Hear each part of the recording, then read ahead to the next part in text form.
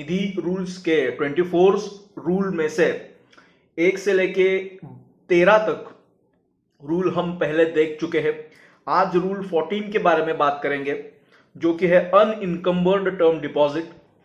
इसके पहले भी एक वीडियो बनाया हुआ है, उसमें 1-2 क्वेरीज आई थी, तो उस क्वेरीज को मैं इस वीडियो में आज स्पष्ट कर देता हूं। ये रूल देखते हुए बहुत ही छोटा रूल है, अंत तक वीडियो देखिए तो इसमें आपको कुछ संदिग्धता नहीं रहेगी।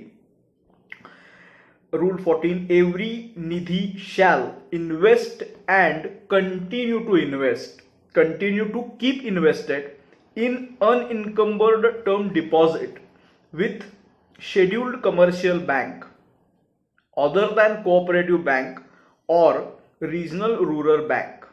मतलब हर निधि कंपनी को इन्वेस्ट करते रहना है शेड्यूल्ड कमर्शियल बैंक में और post office in its own name an amount which shall not be less than 10% of the deposits outstanding at the close of business. बहुत इंपॉर्टेंट बात आ रही है, on the last working day of second preceding month.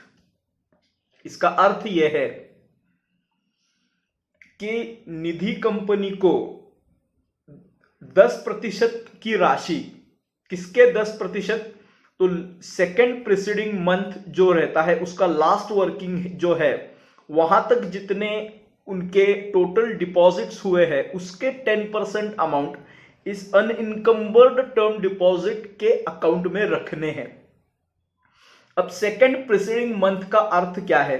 अभी मई चल रहा है, हम मान के चलते हैं आज तारीख 1 मई है, तो 1 मई का पहला प्रीसीडिंग मंथ जो होगा वो होगा अप्रैल।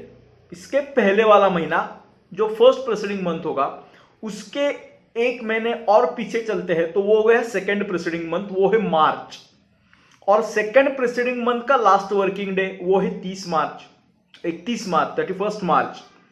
तो 31 मार्च के एंड में जितनी भी डिपॉजिट है उसकी 10% अमाउंट 1 मई को आपको उस अकाउंट में डालनी है।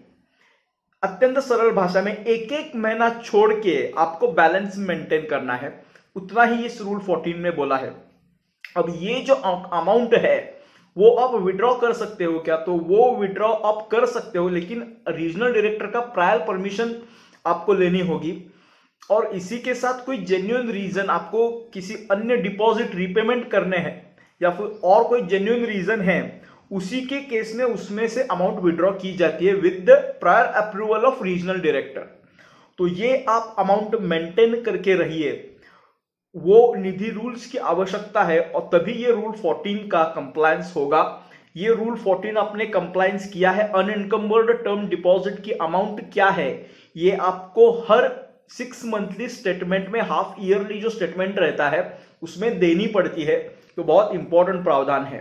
इसमें कोई आपको शंका है तो कमेंट करिए। सारी प्लेलिस्ट अवश्य देखिए, उसमें सभी चीजें क्लियर की हुई है, तो आपको उसको लाभ होगा। Thank you.